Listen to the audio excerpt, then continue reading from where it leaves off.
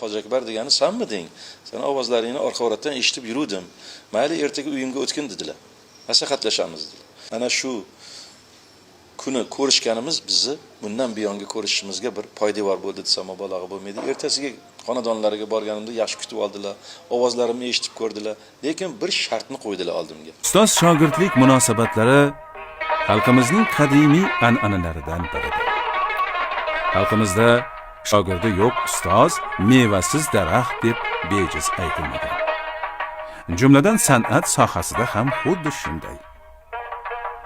Faxriddin Umarov o'tgan bir necha 10 yilliklar davomida juda ko'p elga manzur va mashhur, yetuk, mahoratli shogirdlar yetishtirib, ularni muvaffaqiyat bilan elga xizmat qilishga yo'lladi, sababchi bo'ldi.